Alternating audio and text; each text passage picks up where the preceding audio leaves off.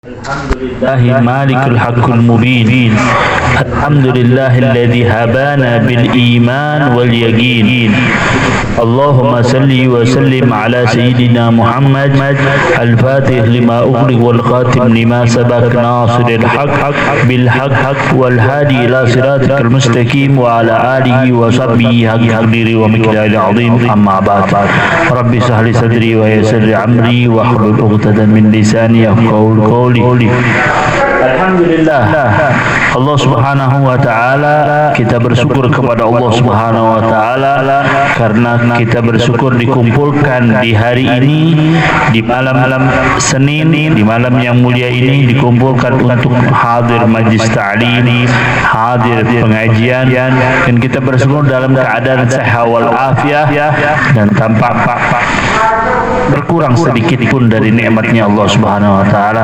Kita minta kepada Allah Subhanahu wa taala dengan istiqomahnya kita hadir dalam majlis ilmu, minta kepada Allah Subhanahu wa taala diberikan ilmu yang manfaat, diberikan ilmu yang barakah, diberikan ilmu yang menjunjung kita, yang menuntun kita ke jalannya Allah Subhanahu wa taala, yang memberi keselamatan kita di dunia dan di akhirat. Amin amin ya rabbal alamin. Alhamdulillah, kita harus bersyukur setiap harinya, tiap minggunya kita hadir majlis ta'lim mulia.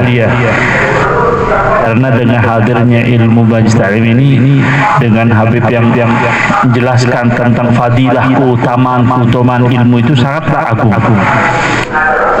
Bahkan hadir majlis ta'lim ini diampuni dosanya oleh Allah Subhanahu wa taala, dan makhluk Allah Subhanahu wa taala yang kering maupun yang basah beristighfar meminta ampun kepada Allah untuk yang hadir dalam menuntut ilmu. Itu makhluk Allah. Dan yang di lautan beristighfar kepada Allah untuk meminta ampunan kepada Allah untuk orang yang mencari ilmu yang hadir dalam majlis. Sampai malaikat berterbangan menyari tempat-tempat yang mulia seperti ini. Alhamdulillah, insyaallah kita minta dengan kepada Allah Subhanahu wa taala, dengan kita istiqomah di sini dijaga oleh Allah Subhanahu wa taala majlis-majlis ta'lim yang ada di Indonesia, pengajian yang ada di Indonesia, kita minta dijaga oleh Allah Subhanahu wa taala dan makin makmur insyaallah. Amin amin ya rabbal alamin. Karena kita enggak tahu kalau kitanya enggak istiqomah, kalau nggak tahu kita tahun depan lagi, tahun-tahun yang akan datang mungkin saja Indonesia sudah dikuasai sama orang asing atau dikuasai sama yang jauh dari majlis ta'lim, yang tidak mendengar, tidak suka. Mungkin kita ngajinya itu bisa sembunyi-sembunyi.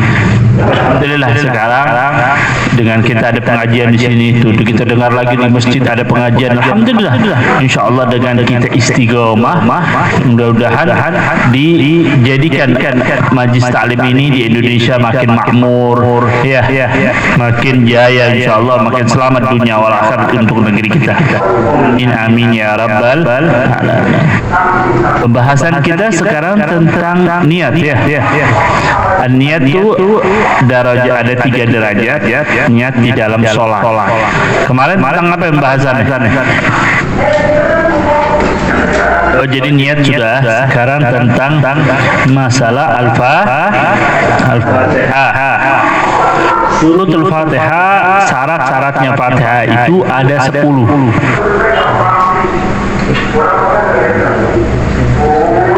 Syaratnya Fatihah ada 10.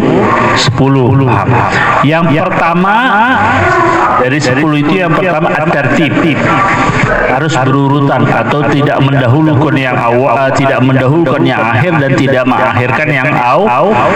Itu namanya tartib, atau bahasa kerennya berurutan, atau apa lagi? Tobur, berbaris. Terus apa lagi?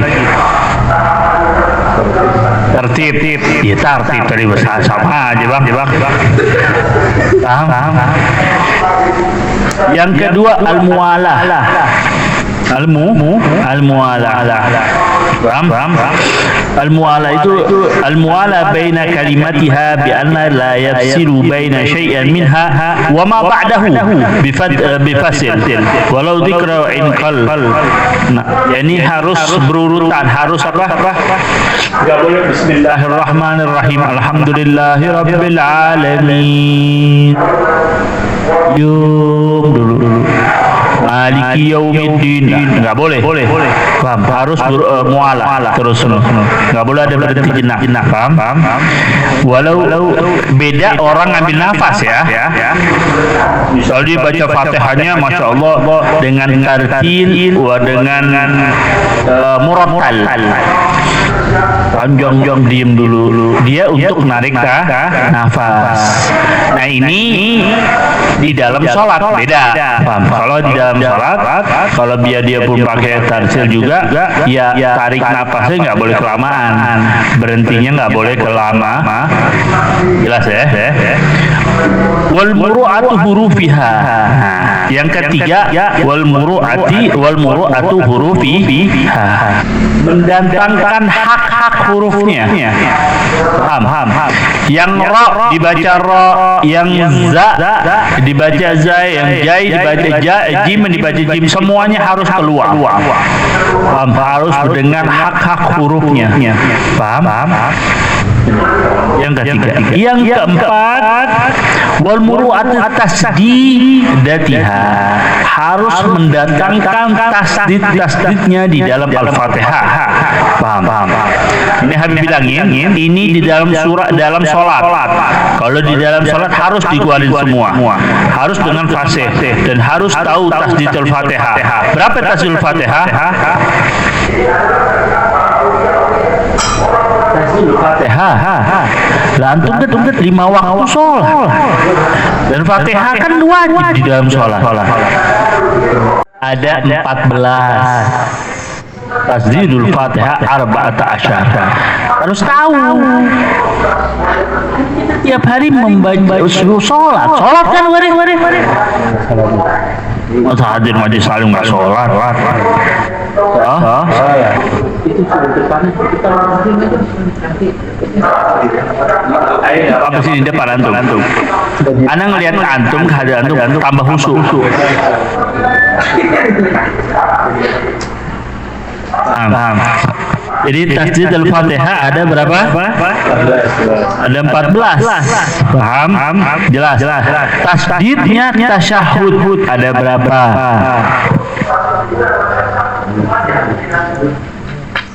Juga. Benar. Allahumma shalli ala Muhammad. Allah ta'ala, Allah barik fik, Allah yubarik fik, amin ya Allah. Allahumma yubarik lana insyaallah, amin. Tasdidnya harus tahu. Itu 17 kalau selawatnya bukan selawat Ibrahimiyah. Kalau selawat Ibrahimiyah lebih banyak lagi. Kalau salawatnya itu salawat yang wajib, Allahumma sholli ala Muhammad, maka tasyahudnya sampai salawatnya itu 17. Tapi kalau dengan salawat Ibrahimnya lebih banyak lagi. Jelas ya? Allahumma sholli wa sallim wa barik alaih. Jadi harus tahu kita tasdidnya Al-Fatihah dan tasdidnya tasyahud. Karena di dalam sholat ada hukum fi'liyah, ada qauliyah. Fi'liyah dalam gerakan, pekerjaan. Qauliyah dalam kalau di dalam ucapan atau dalam bicara, di dalam sholat cuma hanya 2 yang wajib, yaitu Al-Fatihah dan tasyahud akhir. Itu selaginya sunnah. Surat sunnah, membaca tasbih subhanallah, membaca antum majuan aja. Mana majuan? Iya. Biar kalian dapat. Tenang, Habib udah jinak. Jadi di dalam salat al-qauliyah wal fi'liyah, al-qauliyah tasyahhud, al-Fatihah dan tasyahhud cuma dua. Yang lainnya surat sunnah, terus lagi subhanallah, subhanallah bihamdihi, subhanallahil azim, subhana rabbil a'la, ya. Terus rabbana lakal hamdu mil'us samawati wa min syitta min syai'in ba'du rabbi firli warhamni wajburni warfa'ni warzuqni wahdini wa'afini. Sunnah. Kalau kita meninggalkannya tidak apa-apa, tidak membatalkan sholat, tapi pahala dan keafdoliannya berkurang. Kalau beda dengan kunut, kalau kita meninggalkan itu, sunnah nggak kita untuk sujud sahwi? Tergantung mazhab. Arti berarti arbaatul madzahib. Terus, ayo gimana?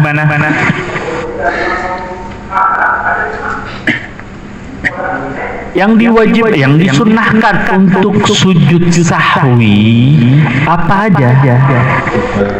Meninggalkan apa yang disunnahkan untuk sujud sahwi?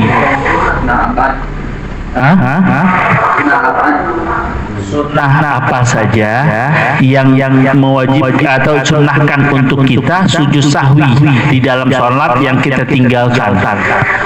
Kita sujud sahwi apa? Ya sunnah apa?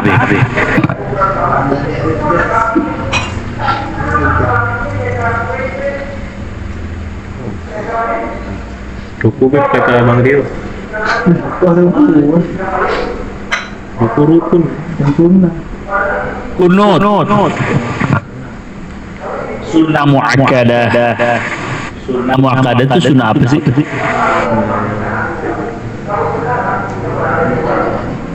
Sunnah yang dianjurkan. Kunut. Kalau kita lupa membaca kunut, maka kita sujud sahwi. Apalagi tahiyatul awal lupa. Kalau kita lupa tahiyatul awal, maka sujud sahwi. Apalagi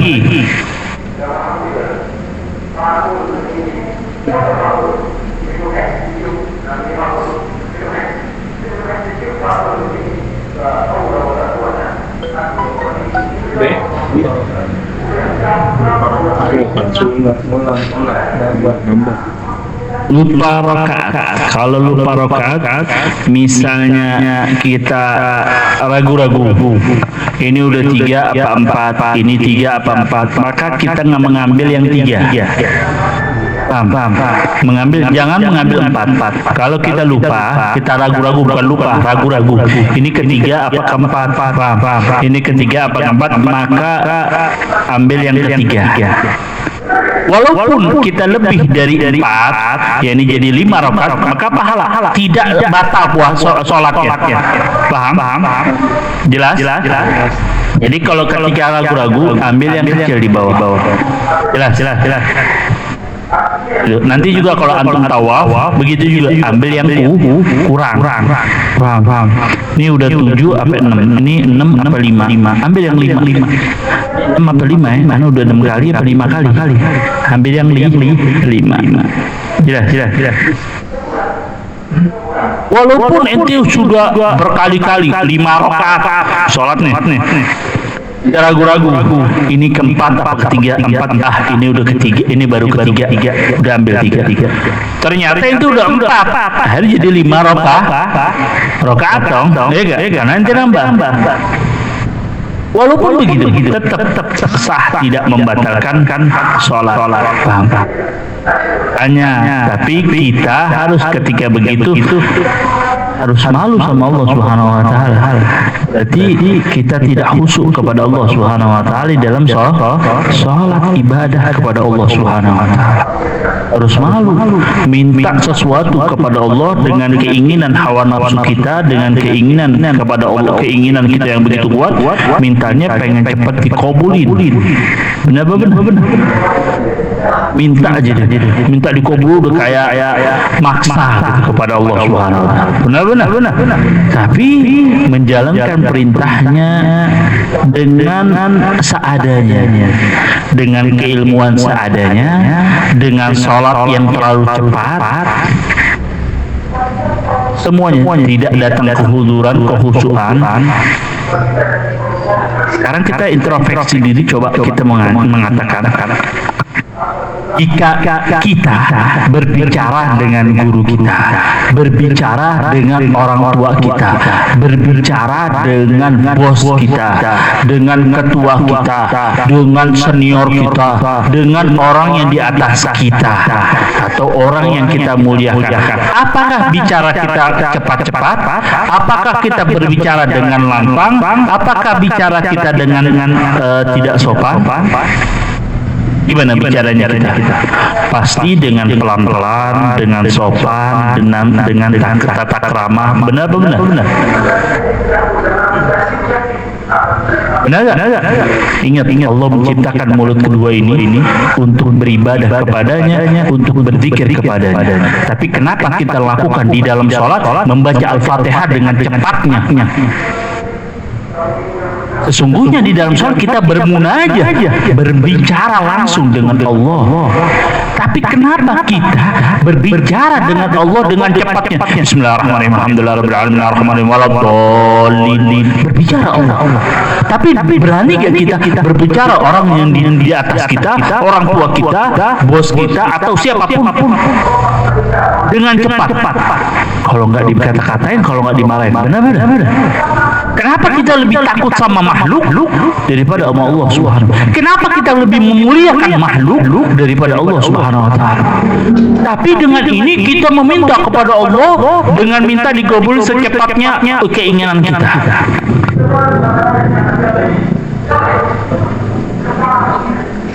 Benar. Pakai baju sholat seadanya.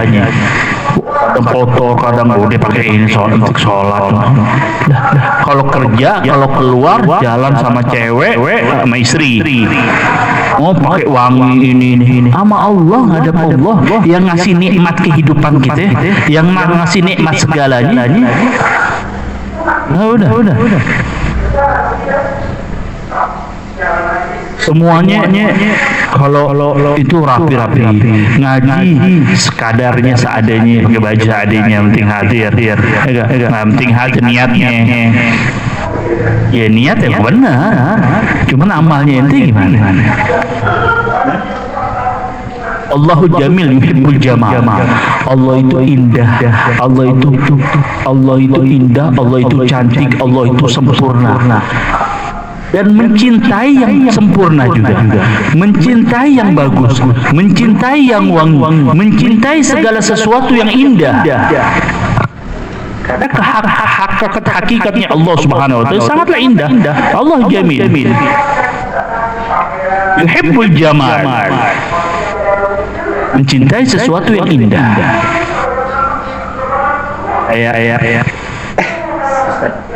Alun kacamatanya Masya Allah. Karena apa?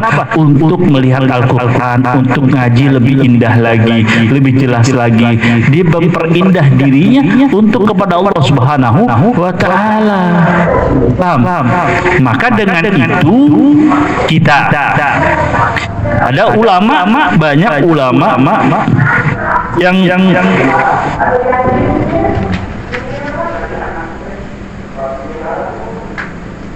ulama yang pakaiannya itu pakaian raja, atau pakaian yang selalu istimewa, selalu Masya Allah. Kenapa? Dia mengagungkan ilmu, mengagungkan yang telah diberikan oleh Allah Subhanahu wa taala, mengagungkan Allah Subhanahu wa taala. Itulah seseorang yang mencintai Allah Subhanahu wa taala, mengagungkan Allah Subhanahu wa taala. Bukan hanya dia menghadap makhluk, menghadap dunia, mencari dunia dengan keindahan, tapi dia menghadap Allah Subhanahu wa taala. Sebagaimana Imam Malik Ibn Anas ketika orang belajar untuk menuntut ilmu kepadanya, ditanya dulu, ente mau ilmu apa, mau ngajar? Oh, anak mau berilmu. Ketika dia tahu mau berilmu dengan ilmu hadis, maka dia tunggu dulu, disuruh berhenti. Dia masuk ke dalam dengan pakaian jubah dan pewangi, pakai pakaian yang istimewa, yang benar-benar, terus dia memakai wangian, dan baru diduduk mengajarkan. Apa? Dia muliakan kalam Allah dan kalamnya Rasulullah Sallallahu Alaihi Wasallam. Sampai segitunya untuk mengajar, memuliakan ilmu-ilmu Allah Subhanahu wa Ta'ala. Dan kita juga dan Abu ya itu mengajarkan kepada kita, Abu ya Said Ahmad itu harus Abu ya paling benci ngelihat anak muridnya melihat ada bau terus pakaiannya kotor, itu paling benci. Disuruh beli dikasih uang suruh beli, kalau enggak disuruh baju suruh laundry. Nggak mau. Jadi pengen hal itu lah. Sekarang gini. Kayak Habib di posisi tengah ini pengajar. Ngelihat yang ngaji, yang barang itu dengan pakaian rapi, dengan wangi, muka yang segar, dengan semangat yang begitu. Nah, berpengaruh kepada diri Habib sendiri. Lebih semangat lagi, lebih ini lagi. Maka keluar segala sesuatu yang tersimpan. Begitu. Dengan tanda kita bersih, kita menghormati ilmu, menghormati Allah Subhanahu wa Ta'ala. Jadi bukan waro, enggak Habib karena pakaian ini salah. Yang memilah waro itu dengan pakaian salah. Waro itu mahaluhu fil qalb. Mahalnya di hati. Pakaian gampang camping, enggak anak waro, tapi hati masih sombong kayak begitu aja udah mau ngucap kayak gitu sombong. Apa itu yang dibilang waro? Benar. Waro itu tempatnya di hati, bukan di luar. Oh, anak begini tawadu, ajib. Begini aja ngomong tawadu aja udah sombong. Benar. Berbangga diri udah ujub. Makanya nggak bisa. Jadi jangan dibilang orang berpakaian bagus, orang berpakaian enggak. Pakai nih orang sombong, nih orang nggak ada. Lain ceritanya. Dia begitu kayak Abu Ya Said Muhammad dengan pakaian begitu, jubahnya, imamannya dengan semua udah kayak raja benar-benar karena mengagungkan ilmu.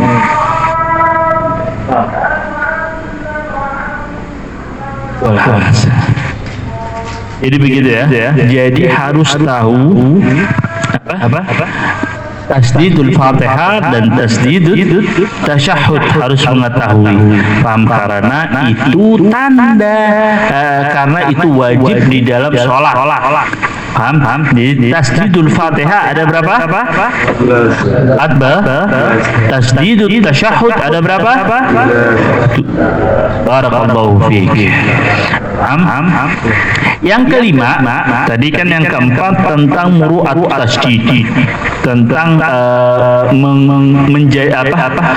mengasihi, mengeluarkan tasdid dalam Fatihah. Sekarang syarat dengan Fatihah ini, syarat membaca Fatihah dalam sholat itu ada 10 ya. Yang keempat, yang kelima, alla yaskutu saktatan tawilan wala qasiran yaksiru biha qatul qiraah. Tidak boleh berhenti dengan berhenti yang panjang atau yang pendek dengan tujuan berhentiannya dengan memutuskan bacaan. Maka kalau berhentinya dengan panjang tidak boleh, berhentinya dengan pendek tapi dengan niat untuk qatul qiraah, memotong bacaan, maka batal. Urut ini syaratnya, paham? Gak boleh jadi, paham? Jelas?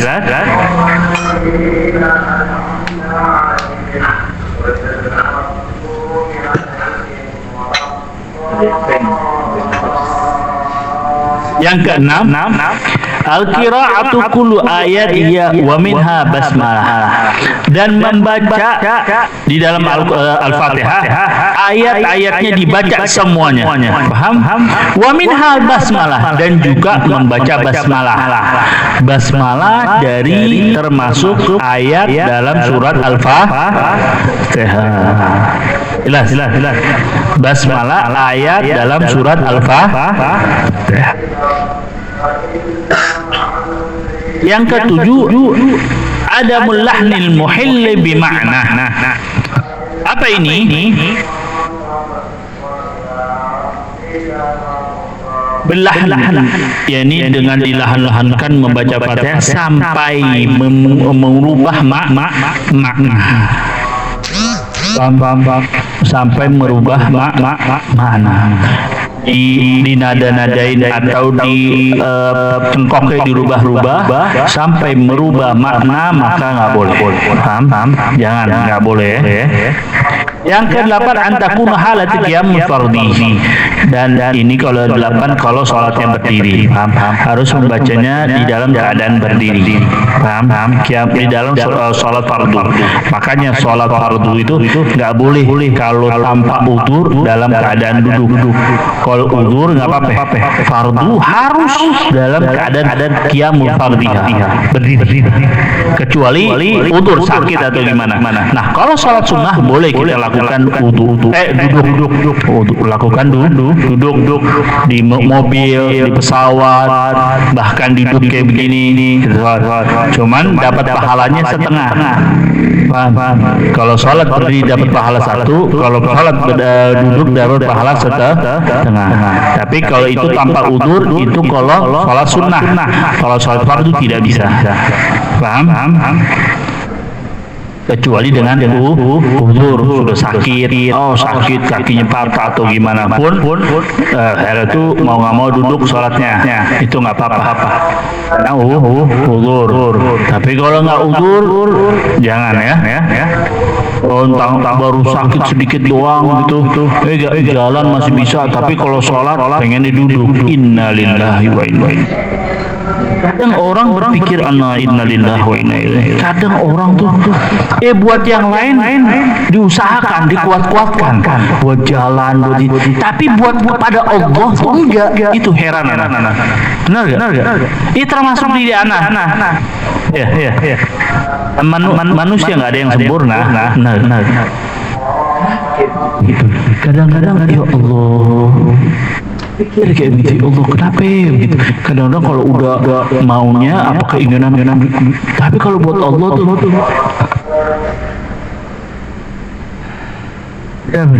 coba kita takut untuk introspeksi diri sendiri. Ya Allah, ketika begitu ya Allah, benar.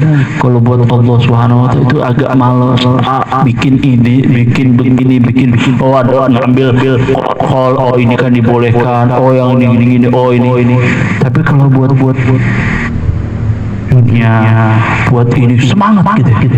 Benar enggak? Pun sakit kita bela-belain. Benar enggak?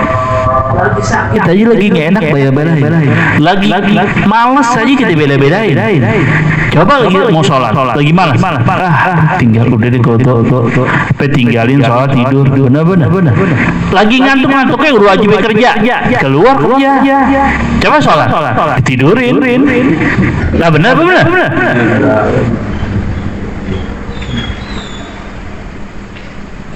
Ya Allah, tambahkan iman kita kepada Allah Subhanahu wa taala, tambahkan kita kesemangatan dalam beribadah menyembah kepada Allah Subhanahu wa taala. Ya Rabb. Itu doang.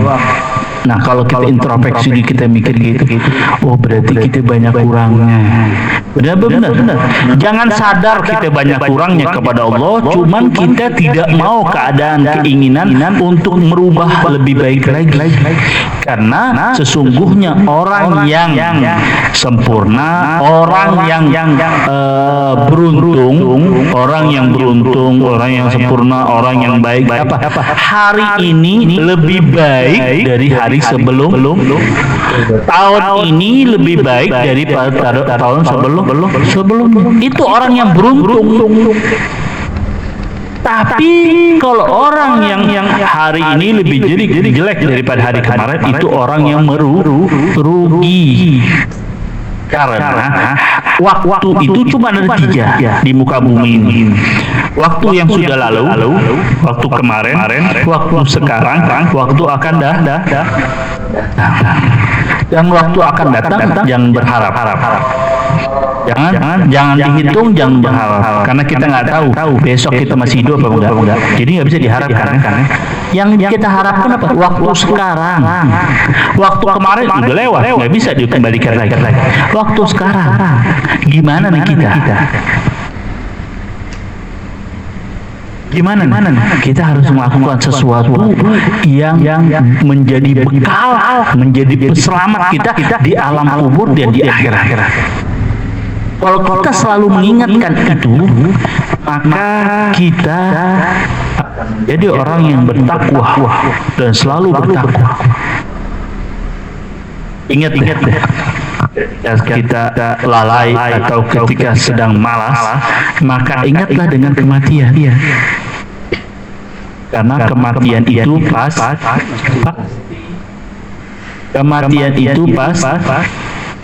Kullu nafsin yang bernyawa itu mesti akan ada kematian, akan datang kematian. Siapapun, dan itu kedatangannya pasti. Wah, kedatangannya pas. Jadi apa kita masih mau santai-santai, masih mau anak masih muda, anak masih muda. Ayo, ribuan orang teman kita yang masih muda meninggal. Ada apa enggak? Terus kenapa kita nggak ngambil ibrah dari kematian? Kenapa nggak ambil contoh ibrah dari kematian teman-teman kita, saudara-saudara kita yang sudah mendahulukan kita?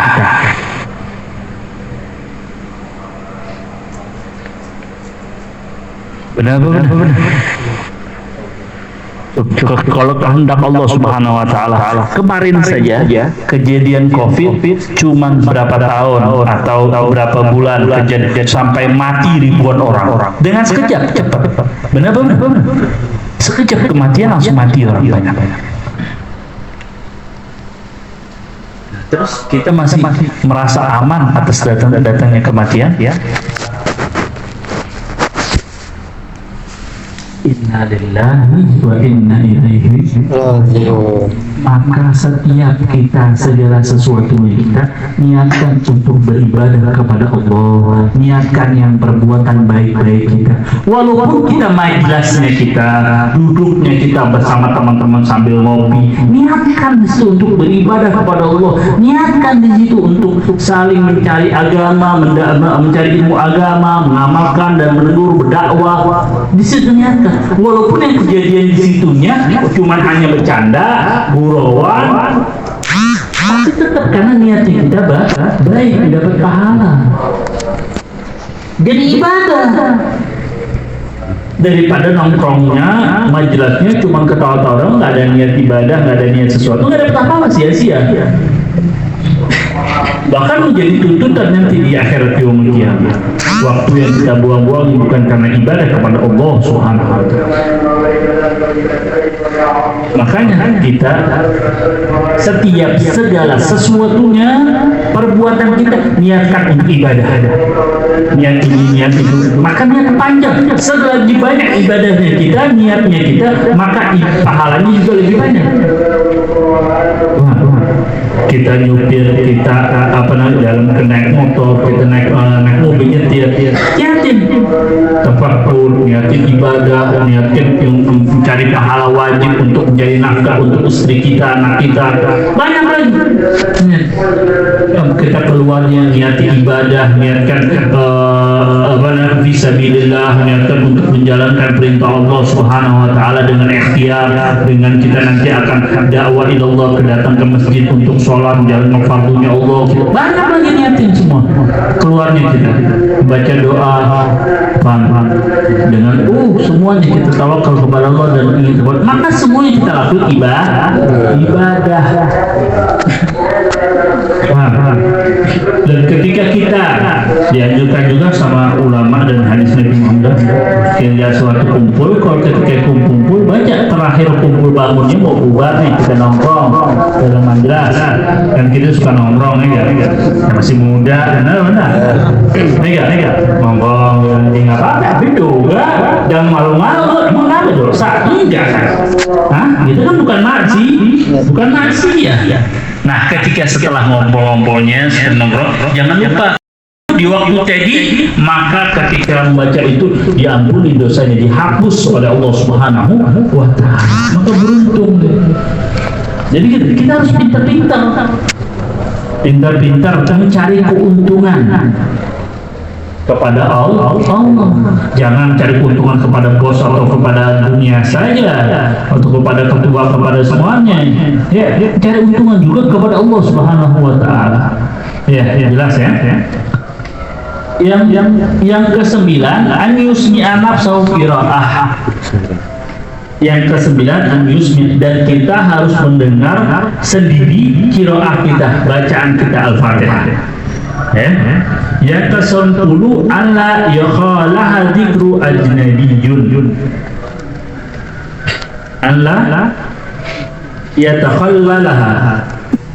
Annalaha. Ma makna annalaha?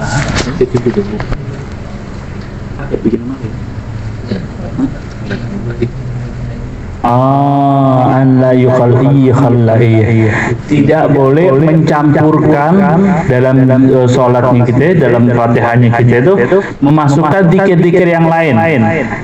Paham? Kayak bismillahirrahmanirrahim, alhamdulillahirabbil alamin, arrahmanirrahim, maliki yaumiddin, subhanallah, ihdinas siratal mustaqim, alhamdulillah. Enggak boleh. Enggak boleh. Jelas ya? Itulah syarat-syarat membaca Fatihah di dalam sholat. Ada 10. Pertama tertib, yang kedua al-mu'alah, yang ketiga muru'atul hurufiyah, mendatangkan hak-hak hurufnya, yang keempat muru'atul tasdid, mendatangkan tasdid-tasdidnya, yang kelima Allah yaskutu saktatun tawil, dan tidak boleh berhenti yang panjang atau berhenti yang sependek untuk niat memotong bacaan, maka tidak boleh. Yang keenam qiraatul ayat yaumin habasmalah, dan membaca semua hurufnya, termasuk semua hurufnya dan ayat-ayatnya, dan termasuk basmalah. Yang ketujuh ada lahan muhilla, bermakna nggak boleh dinyanyikan atau merubah lahan sampai merubah makna. Yang kedelapan antakuna halatul qiyam bi fardhiha, dan harus membacanya di dalam berdiri. Paham? Yang ke-9 an yusmi'a nafsuhu qira'ah, dan mendengar pembacaan dirinya sendiri. Paham? Yang ke-10 la yukhallaha dzikru ajnabi, dan tidak boleh memasukkan zikir-zikir yang lain di dalam surat Fatihah. Wallahu a'lam bishawab. Maka kita akan memasuki tasjidul Fatihah nanti, dan tasjid tasawuf nanti ya. Ada 14 des minggu, insyaallah Allah memanjangkan umur kita, dan diberikan ilmu yang manfaat, dan diberikan digabulkan hajat-hajat kita, dan ditambahkan ketakwaan kita kepada Allah Subhanahu wa Ta'ala, digemarkan di diri kita untuk terus beribadah kepada Allah Subhanahu wa Ta'ala, dan digemarkan untuk diri kita untuk menghidupi sunnah-sunnah Rasulullah sallallahu alaihi wasallam, dan kita minta kepada Allah Subhanahu wa Ta'ala dengan keimanan kepada Allah yang kuat dan kokoh, dan minta juga kepada Allah Subhanahu wa Ta'ala dengan semangat terus menghidupi sunnah-sunnah Nabi Muhammad sallallahu alaihi wasallam, dan kita minta perkuatan iman kita atas maksiat kepada Allah dan godaan maksiat kepada Allah, dan kita minta kepada Allah Subhanahu wa Ta'ala jauh dari perlakuan maksiat atau melanggar perintah Allah Subhanahu wa Ta'ala, dan kita minta kepada Allah Subhanahu wa Ta'ala digolongkan dari orang-orang yang selamat di dunia maupun di akhirat, dan digolongkan dari orang-orang yang bertakwa, yang digolongkan dari orang-orang yang saleh, digolongkan dari orang-orang yang ahli ilmu, dan digolongkan dari Allah Subhanahu wa taala orang-orang yang mencintai Nabi Muhammad sallallahu alaihi wasallam. Ya Allah, kami minta kepada Engkau, kami minta dan kami mohon dan kami meminta hanya kepada Engkau, hanya kepada Engkau kami menyembah, hanya kepada Engkau kami bersujud kepada Engkau ya Allah, dengan kekurangan yang ada di diri kami, dengan kekurangan bertakwaan kepada Engkau ya Allah, maka ampunilah dosa-dosa kami ya Allah, dan dosa kedua orang tua kami ya Allah, dan dosa guru-guru kami ya Allah, dan dosa istri kami dan anak-anak kami ya Allah. Ya Allah, kami minta kepada Engkau ya Allah, hanya kepada Engkau kami minta, hanya kepada Engkau kami mohon, hanya kepada Engkau kami bersujud, dan hanya kepada Engkau kami menyembah ya Allah, dengan kemuliaan Zat-Mu, dengan kemuliaan Nabi-Mu, dengan kemuliaan Rasul-Rasul-Mu, maka kabulkanlah hajat-hajat kami, dan hajat kedua orang tua kami, dan hajat saudara-saudara kami, dan hajat istri dan anak-anak kami ya Allah. Kami minta dan kami mohon kepada-Mu ya Allah, dengan hati yang banyak dosa ini, banyak yang bermaksiat kepada Engkau ya Allah, maka selamatkanlah kami, maka ampunilah dosa-dosa kami ya Allah. Ya Allah, sesungguhnya diri kami dengan banyak dosa tidak pantas masuk surga kepada surga-Mu ya Allah, tetapi diri ini takut atas siksa-Mu, takut atas api neraka-Mu ya Allah, maka golongkanlah kami dari orang-orang yang selamat di dunia maupun di akhirat, dan golongkanlah kami dari orang-orang yang masuk surga-Mu ya Allah.